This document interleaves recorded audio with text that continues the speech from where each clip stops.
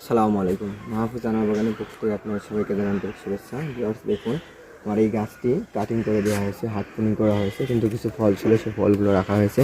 তো মাশাআল্লাহ ফলগুলো দেখুন এবং নতুনভাবে কুড়িয়ে আসছে এবং থোকায় থোকায় তিনটা।